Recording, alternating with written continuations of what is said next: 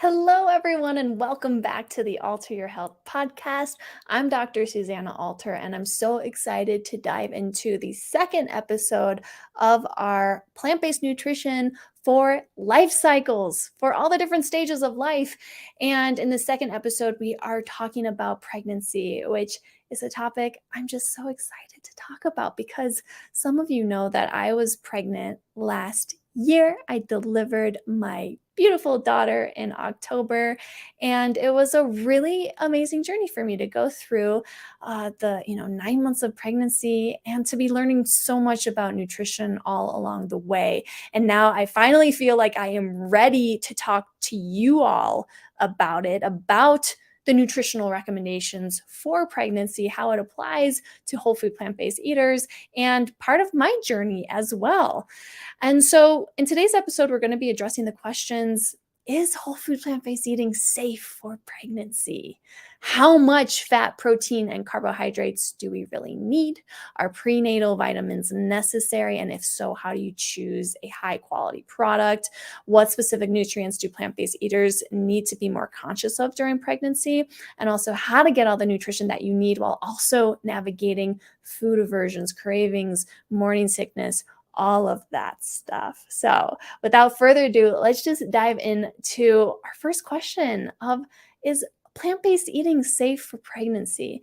And the quick answer is yes. Yes, when we look at the data, we see the impact of a vegan diet on pregnancy outcomes. We compare that with pregnancy outcomes of omnivorous mothers. We see that there's no difference in the rate of preterm births, nor any significant differences in the umbilical cord, blood, B12 levels, folate levels, or iron marker levels between the study groups. And this is actually the population of individuals studied, both groups, omnivorous and vegan, they were mostly all taking prenatal vitamins. So, it makes sense that their B12, folate, and iron levels were all about the same. But the greatest news is that, there are no detrimental effects shown in a vegan diet. And yeah, that makes sense too, because we know when we eat whole food plant-based, this is a healthy way to live. So it should also be a healthy way to also, carry out a pregnancy as well. We also see in the data that the vegans did have slightly lower gestational weight gain, about 6 pounds. So the mothers gained about 6 pounds less on average than omnivorous mothers did. And that the vegan mothers delivered babies that were just slightly lower in their birth weights, but only by a few hundred grams. In both groups, the average birth weight was right around 7 pounds, right there in the normal range. So yeah, not major differences. And what really matters in a healthy pregnancy is that we're just making sure that regardless of where the nutrients are coming from, we are getting adequate macronutrients and micronutrients. And of course, there's so many other factors that play into it. But my point here that I'm saying is it's okay if we get our B12, for example, from a supplement versus from a hunk of steak. And there'll be so many other nuances that we're going to dive into in this podcast episode, talking about those specific nutrients. But yeah, let's talk about kind of, more specific diet patterns: low carb, high fat, low fat, restrictive diet plans, because there are so many different ways of eating, and a mother might be eating one specific way prior to conceiving and wonder, yeah, is this still a safe way for me to eat in pregnancy? And, pregnancy is really not a time to be restrictive. It's not a time to really, be restrictive in any which way with these macronutrients or with overall calorie intake, right? We need to be nourishing our bodies during this phase. And so, let's just talk about our calorie needs first when we're pregnant, because there's that common saying, you're eating for two now, you got to eat more, right? And the truth is that in the first trimester, calorie needs are the same as, prior to pregnancy. But once we get into the second trimester, the mother does need 340 more calories. And then in the third trimester, she needs 450 more calories. And hopefully these calories are coming from good, nourishing whole foods, right? For whole food plant-based eaters, hopefully it's coming from whole grains and legumes, because those are going to be the best sources of not only protein and carbohydrates, but also vitamins and minerals that support healthy growth of baby. So yeah, let's talk about these kind of more quote unquote extreme diet patterns that one might think could pose an issue with whole food plant-based eating while being pregnant, because whole food plant-based eating is generally considered a low fat, low protein way of eating.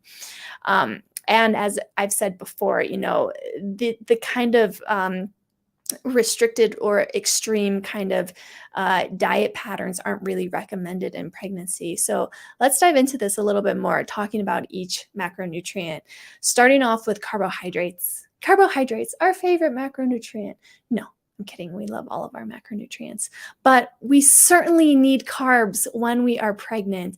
The recommended daily allowance is actually 175 grams per day for a pregnant woman, which actually isn't really that much for a whole food plant-based eater. Usually whole food plant-based eaters are eating closer to like 300 or 400 grams if they're eating enough, right? If they're eating enough, which you'll hear me say a lot today. It's so important to eat enough when we're pregnant or when we're not pregnant. It's important to eat enough.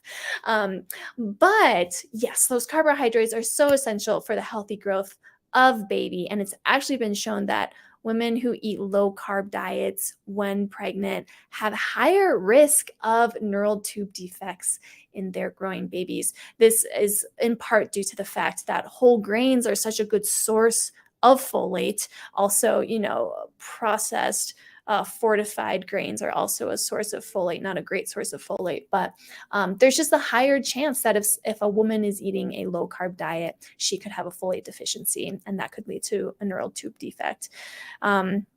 So we need our carbs is the main message here. Now let's talk about fat, because whole food plant-based eating is considered a lower fat way of eating. Usually, in all of our other episodes here, we talk about how whole food plant-based eating is naturally low in fat. Typically, we end up getting about 10 to 15% of calories coming from fat if, we are focusing on the carbohydrate-rich foods in the diet.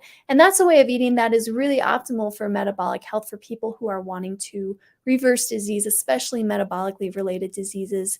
But in pregnancy, it's actually recommended that women get about 20 to 35% of their calories coming in from fat.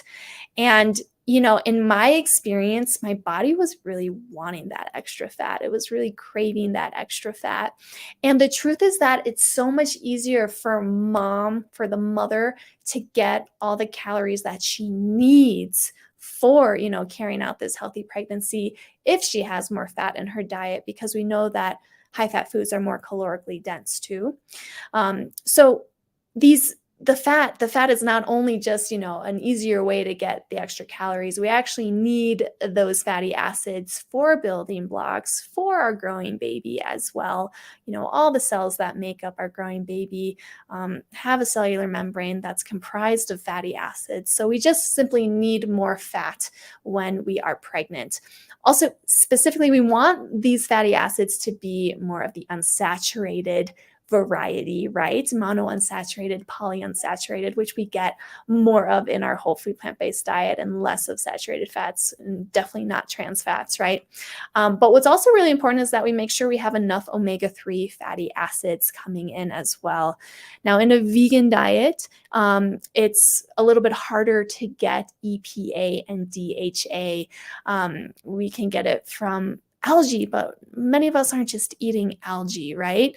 Many of us get dietary ALA, which is the precursor to EPA, DHA. We get that through our flax and our chia.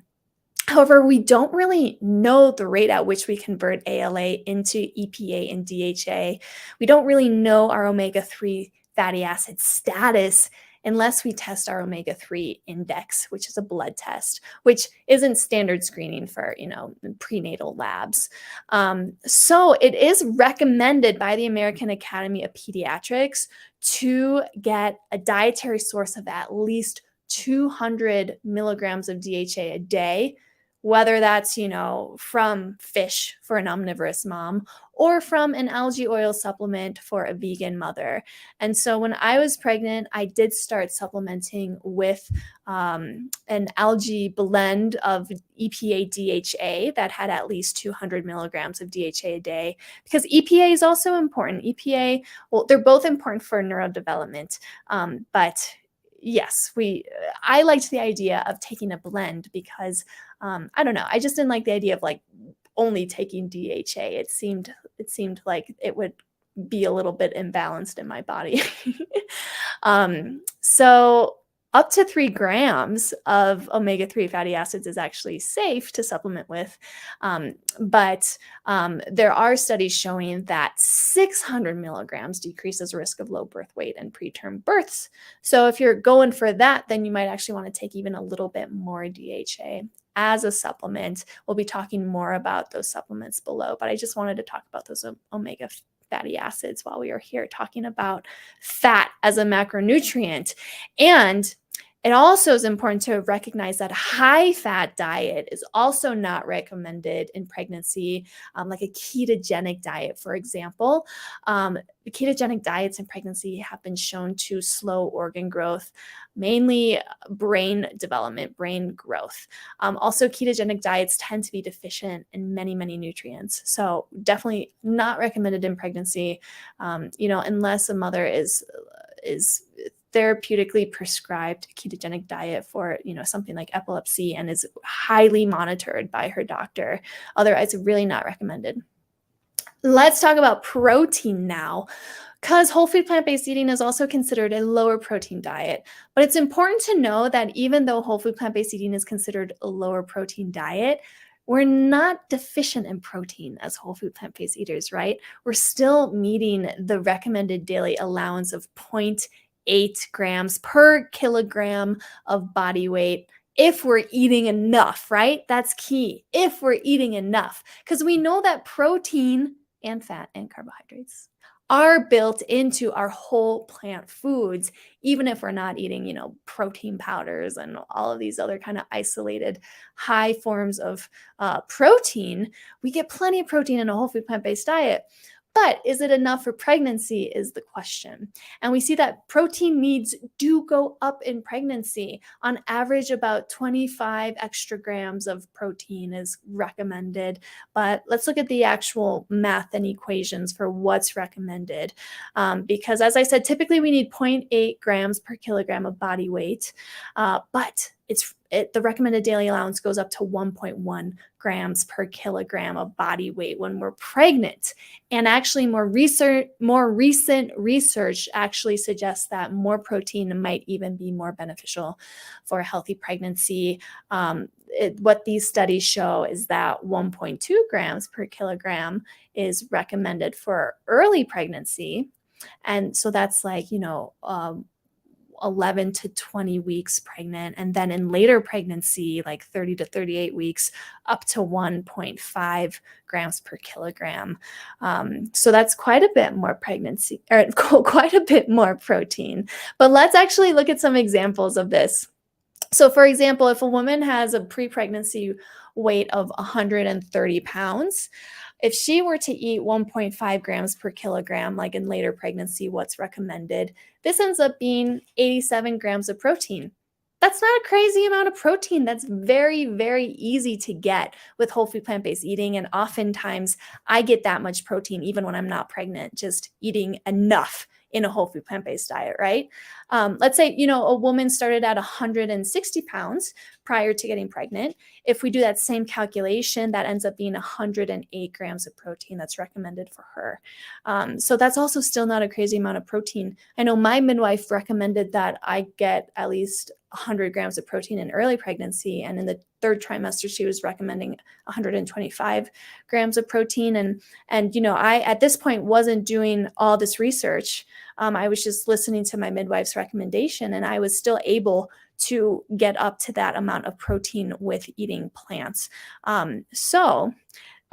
Protein requirements does not exclude whole food plant-based eating from being a healthy way to eat for pregnancy, is my big point here. So far, whole food plant-based eating is doing just great in meeting all the needs for pregnancy, but let's dive into talking about the micronutrients, our vitamins and minerals that are required for healthy pregnancy. And I'm just going to go down, no particular order, but focusing mainly on the ones that require a little bit more planning and consideration around when we are eating a whole food plant-based diet, but also for women who aren't plant-based too. It's important. It's important no matter how we eat going into a pregnancy that we put a little bit more attention to detail in our nutritional needs, right? So, what micronutrients do we need for a healthy pregnancy? Starting off with folate. Folate, we hear a lot of talk about folate because it is a really important one. Folate is essential for healthy neural tube development in the very, very early phases of pregnancy. Weeks 3 and 4 is when the neural tube forms. And if the mother is deficient in folate, she's at risk of, the baby is at risk of a neural tube defect from occurring. And so this is why folate is in every prenatal, usually at the amount of at least 400 micrograms. And it's generally recommended for women that when they're trying to conceive, they just start their prenatal right away to make sure, or they start their prenatal while they're trying to conceive before they're pregnant, to make sure that their folate levels are adequate. When pregnant, you might actually even want to increase folate to 600 micrograms a day, and many prenatal vitamins have that amount as well.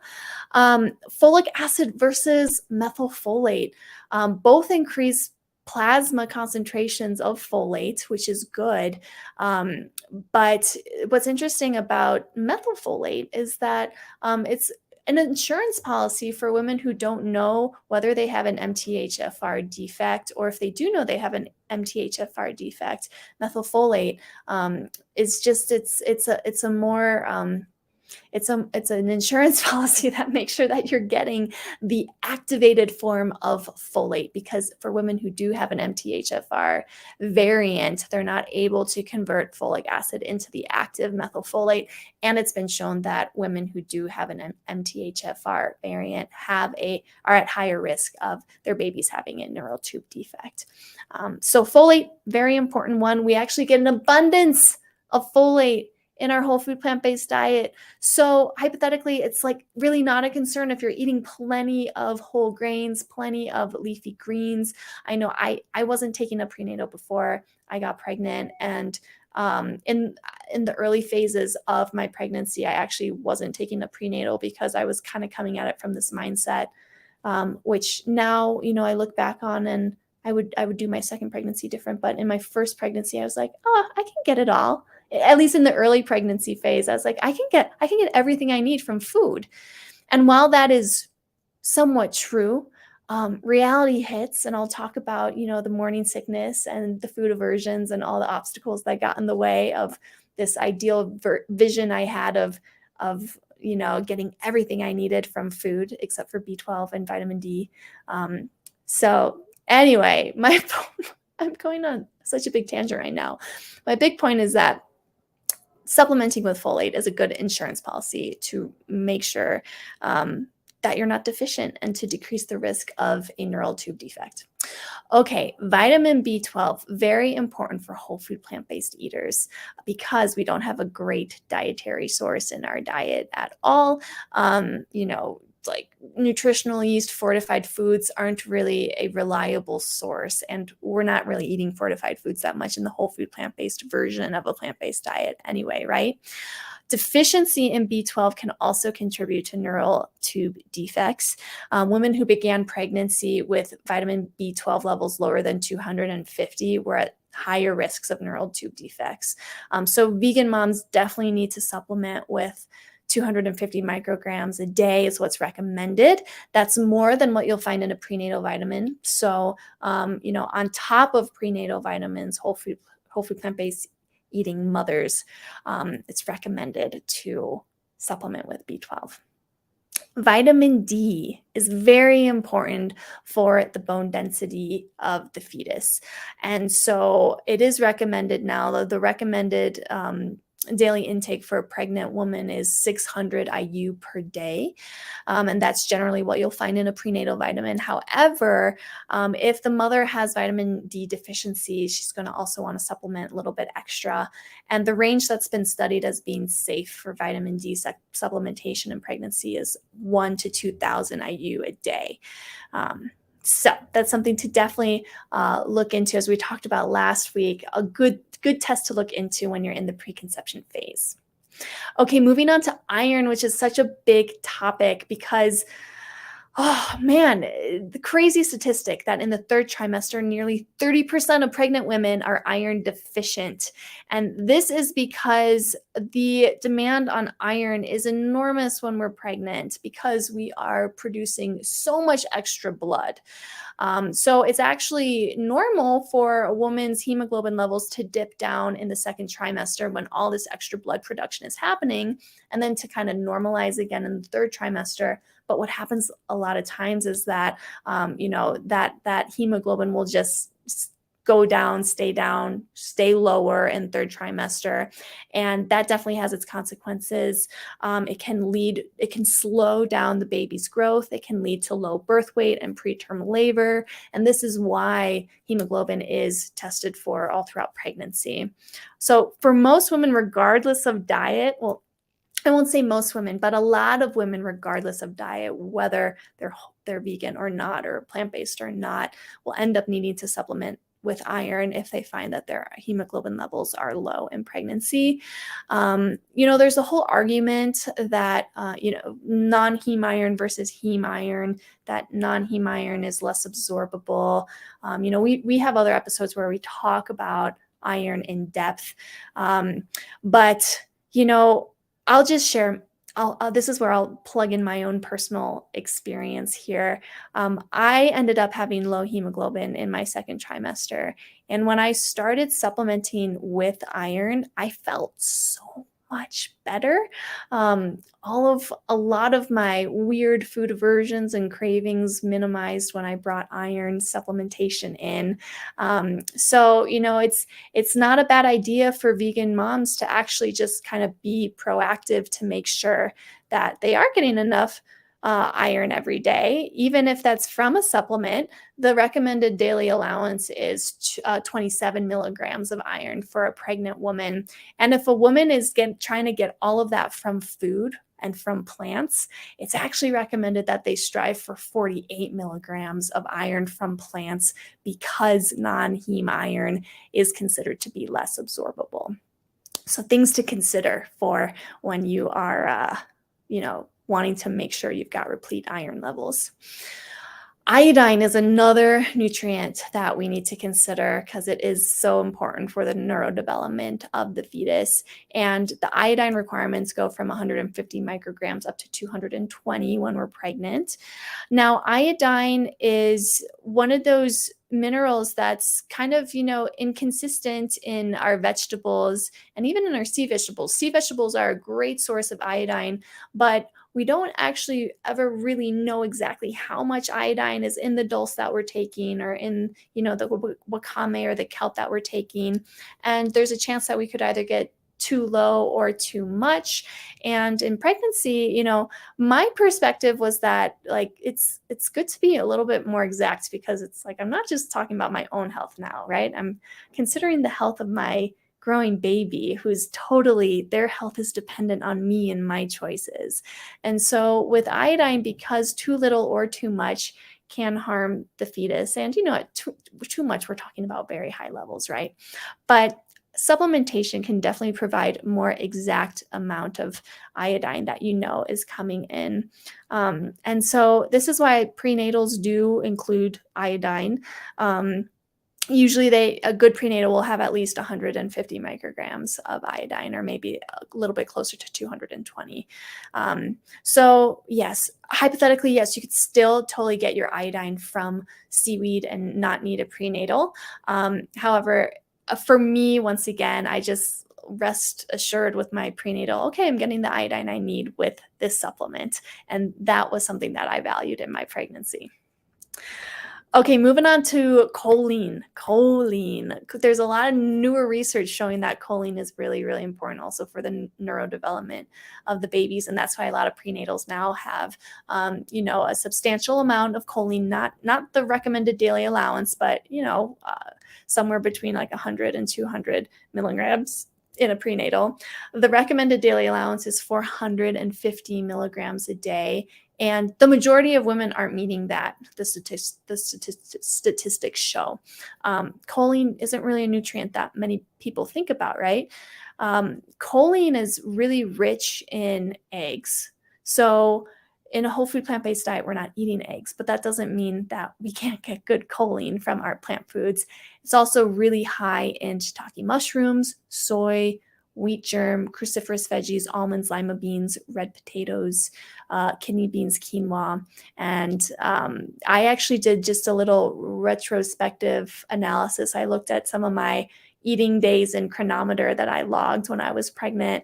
And there are some days where I was getting right about 400 milligrams from just food of choline. So it's certainly possible to get all the choline that we need when we're pregnant from food. And, without going on another huge tangent, choline is certainly a debated nutrient, whether it's actually so necessary and good for us, or whether it can actually also promote like pro-inflammatory and pro-cancer pathways in the body. But because the evidence is so beneficial in the context of pregnancy and neurodevelopment of the fetus, I think it's a good idea to find a prenatal that does have some choline in it as well. Okay, so moving on to some of our other nutrients. Selenium, zinc, and vitamin A are also all nutrients that we need a little bit more of when we're pregnant.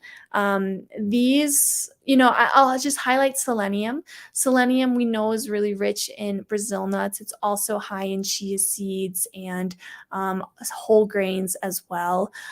It's usually included in a good high quality prenatal. While it's easy to get in a whole food plant-based diet from food, some people won't get it if they're not conscious about eating, Brazil nuts or chia seeds, or, they've got some holes in their diet there. So, it's worth also checking in to make sure that you're getting that selenium. Zinc goes up from 8 milligrams to 11 milligrams in pregnancy.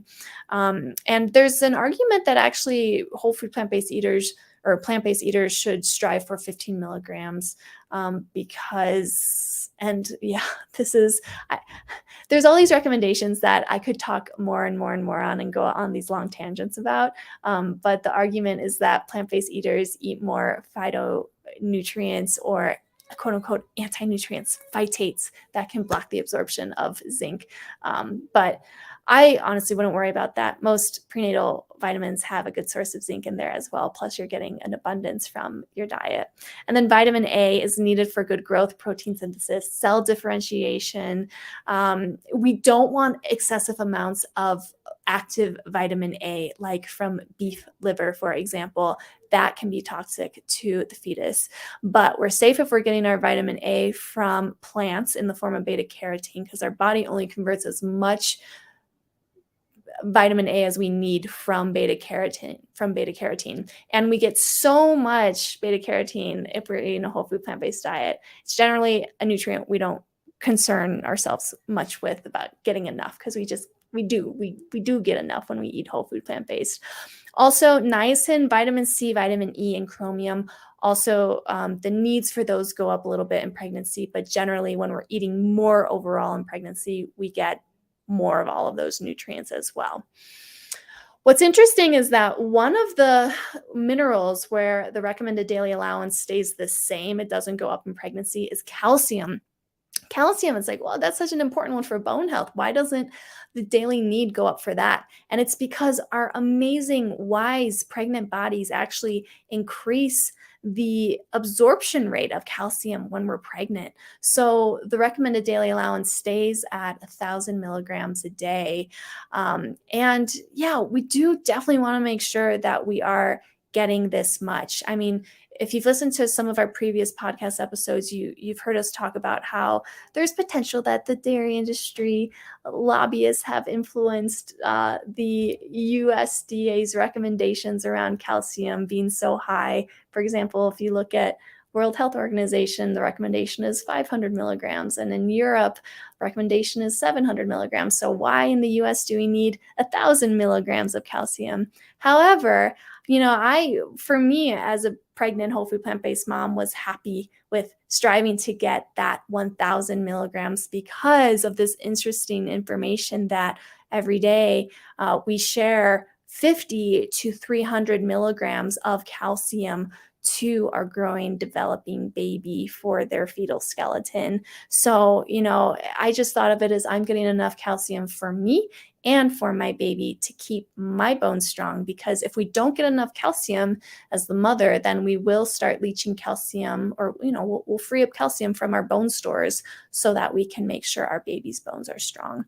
A lot of prenatal vitamins don't have calcium, so if a mother is not able to get enough in her diet from food, she might also want to consider a calcium supplement. So then this leads us to our big question: is a prenatal vitamin necessary in pregnancy? And, hypothetically, you could get all the nutrition you need from a whole food plant-based diet, except for vitamin D and B12, if you are super conscientious. And, I would suggest, if you're going that way, that you do some tracking of your nutrition, because there are some risks if you develop any nutritional deficiencies.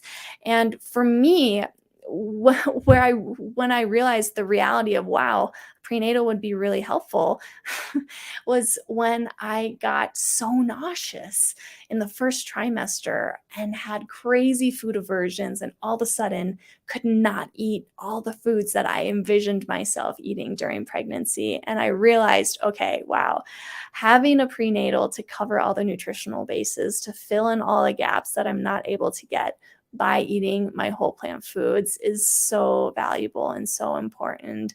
And so now, I'm definitely in the camp of prenatal vitamins. And so what do you want to look for when you are shopping for a prenatal vitamin? Good prenatal vitamins are going to have the following. They're going to have at least 400 micrograms of folate. They're going to have 150 to 220 micrograms of iodine. They're going to have 18 to 27 micrograms of iron. They're going to have about 30 micrograms of selenium, 600 IUs of vitamin D, and at least 5 milligrams of zinc. So this is, kind of your checklist for finding a good quality prenatal. Also, ideally, all of these nutrients are derived from whole plant foods, and there are some great plant-based prenatal vitamins out there. Just to put it out there, I did Innate Health Baby and Me prenatal vitamin. That was my favorite. But on top of this prenatal vitamin, what's important for plant-based mothers to also supplement with is B12. You want to get 250 micrograms at least every day. And also, because the research is so favorable for DHA, it's also suggested that if you're not getting DHA from your diet, which we don't have a good source of that in the plant-based diet, that you're getting at least 200 milligrams of DHA from an algae oil. Also, other optional supplements or supplements that you might find later on are going to be really beneficial to support a healthy pregnancy would be iron. Remember, there's usually about 18 milligrams in a prenatal. You don't want to exceed 50 milligrams a day from a supplement, but you might find that you feel better, or that it's a necessity for you to, I should say you don't want to exceed 50 milligrams unless you're being treated for iron deficiency, right? But yes, as I've said before, iron might be one of those things that the mother has to supplement with. But if you want to be proactive, and actually for my next pregnancy, if we're so blessed, I will just go ahead and start supplementing with extra iron from the get-go, because I found that it really, as I said, it really helped to diminish actually the nausea that I felt. So that's my personal plan.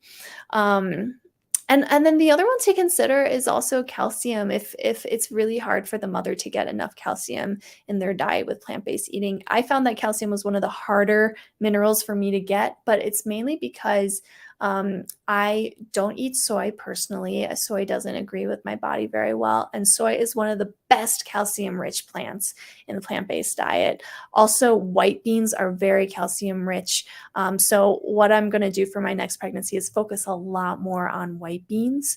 But also our leafy greens are abundant in calcium, and there's many other foods like figs, dried fruit are a good source. And then there's of course the option to drink like a fortified plant milk, fortified pea milk, which I was doing for a while actually when I was pregnant because I just wanted to make sure I was getting enough calcium. But after conversations with Ben, the downside is that there's not a good, clean, organic fortified pea protein pea milk. Sorry, pea plant milk is what I'm talking about, not protein.